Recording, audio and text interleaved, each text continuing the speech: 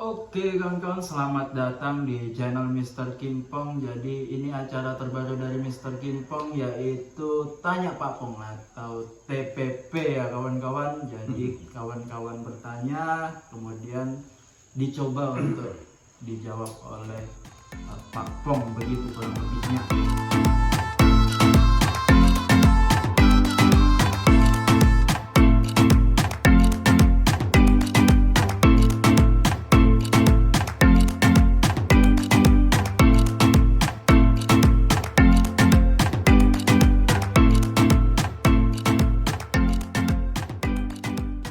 Gimana kabarnya hari ini? Alhamdulillah sehat selalu. Nah, mungkin yang kurang sehat ini kabar sungainya. Sungainya kurang sehat, selalu hujan, banjir, keruh. Jadi kalau orangnya insya Allah sehat. Alhamdulillah. Oke kawan-kawan, kita masuk ke pertanyaan pertama. Pertanyaan pertama dari Anindya Fauziah ini Pak Pong.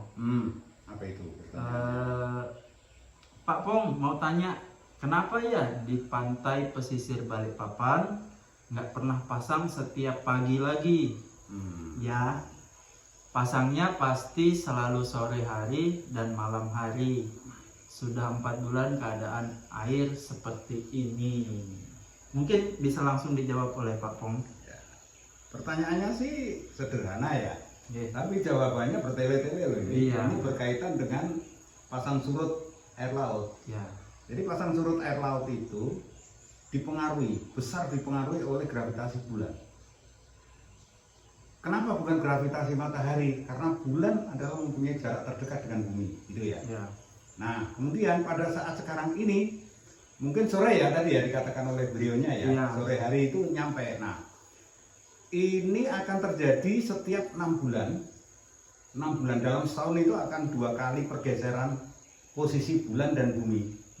Ya, pergeseran itulah pada saat pasang naik itu pusat bulan sangat dekat dengan pusat air laut.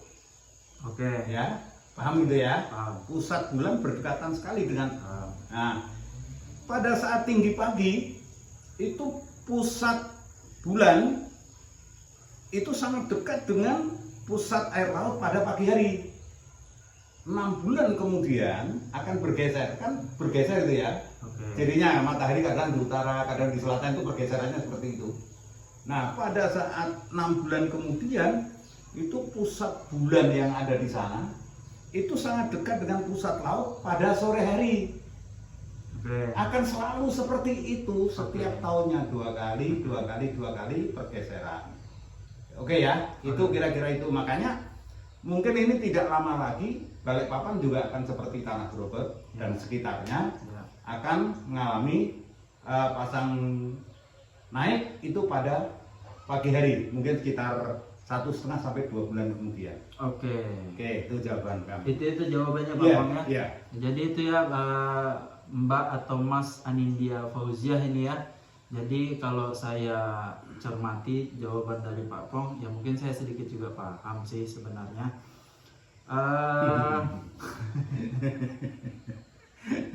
Sedikit paham, ya paham banget lah. Jadi sebenarnya kalau yang saya cermati tadi ada 2 fase memang dalam setahun ini pada umumnya di Indonesia ya. Ya. Khususnya di Pulau Kalimantan itu ada 2 fase. Yang pertama fase tinggi pagi, kemudian fase tinggi sore atau malam. Nah, saat ini yang terjadi adalah sedang fase tinggi sore atau malam. Jadi makanya ketika sore airnya sangat besar, tapi ketika pagi itu Ya. sangat kecil. Iya, itu tadi penjelasannya. Ya.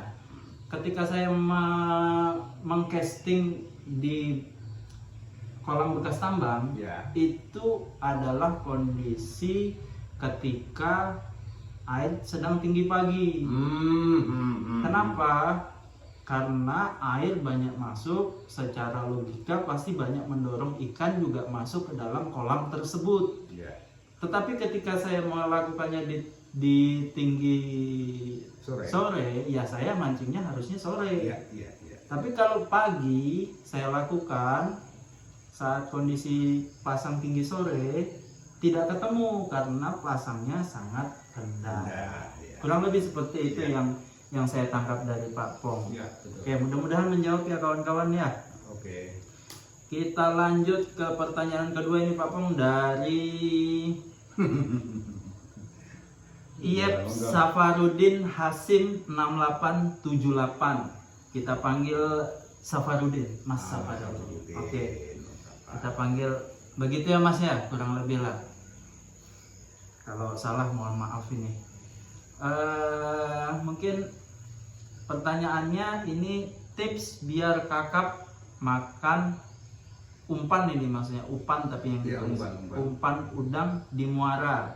Jadi Oh. ini sempat saya jawab.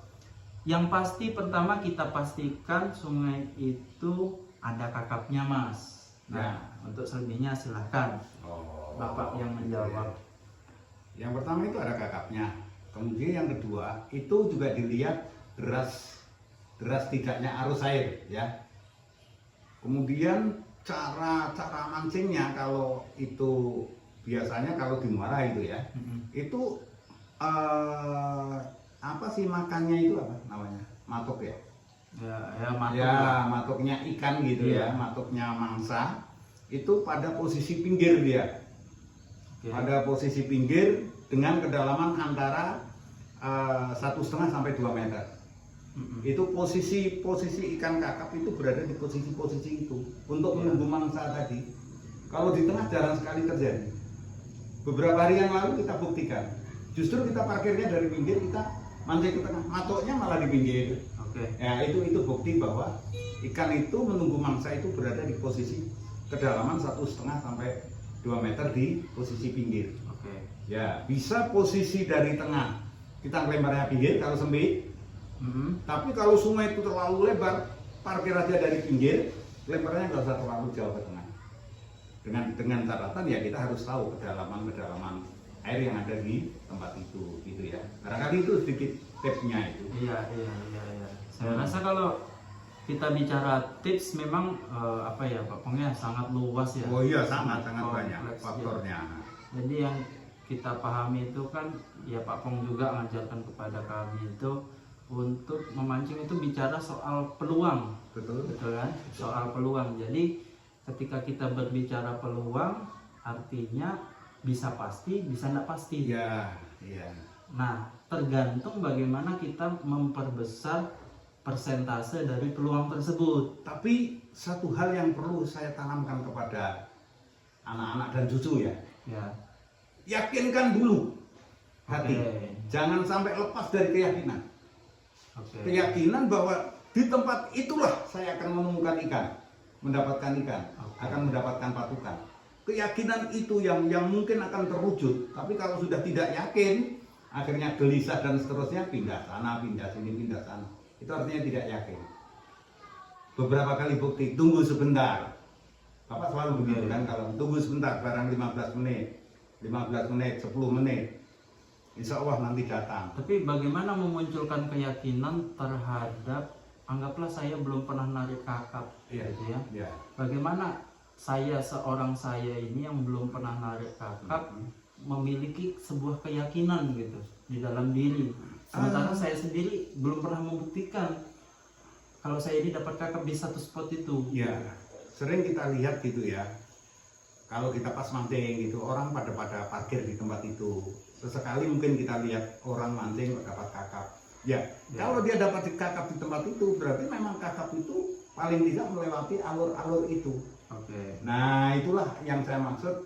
Yakinkan dulu hati kita. Yakinkan dulu bahwa di tempat inilah nanti kakap akan lewat dan akan melihat umpan kita. Tapi kalau kita sudah tidak yakin, nah caranya itu tadi. Kita sering melihat orang mancing, di mana sih posisi orang. Oke, berarti Mancing gitu ya. betul tadi jawaban saya pertama ya Pak Pong ya. Yang pertama pastikan dulu sungai itu ada Ada ikannya, kakapnya, ya. ada ikan yang kita cari. Kemudian yang kedua kita tahu dari kebiasaan di mana sih orang biasanya dapat, begitu ya. Betul. Jadi, itu juga satu guru yang baik loh Ya, ya. pengalaman dari orang, pengalaman dari teman-teman kita dari mancing. Wih, aku pernah dapat kakap di sana. Nah, itu mungkin bisa jadi catatan khusus. Kemudian yang ketiga kita tidak lupa juga soal rumpon ya. Ya itu penting juga. Kalau itu harus Itu syarat, itu. salah satu syarat utama ya. Betul. Oke. Betul. Kemudian arus Iya. ya dan Sedikit ya. Ya. Rumpon itu kita buat itu sebenarnya ikan tuh lewat-lewat aja daerah itu. Tapi ketika di sini tidak ada rumpon maka dia akan lewati. Dia merasa bahwa di sini tidak ada hasilnya pun kalau Ya. saya tunggu kan gitu ya. Ada Nah, makanan. ketika saya tunggu, ketika kita sebuah rumpon, maka di situ pula akan ada mangsa-mangsa yang siap untuk Oke. direkam. Itulah makna daripada rumpon itu sebenarnya. Oke. Itu teman-teman, Mas Safarudin Hasim, mungkin sedikit tips. Saya yakin belum bisa menjawab penuh ya, karena kalau kita bicara mancing barramundi khususnya, Iya. pasti tidak hanya cukup satu video atau sekali mancing, dua kali Banyak faktor mancing. ya. Banyak faktor. Setiap sungai saya pikir juga punya karakternya masing-masing. Saya sudah nyoba di sungai kita sendiri, Iya. kita sudah nyoba di Lori, Ya. kemudian kita sudah coba di Apar, Iya.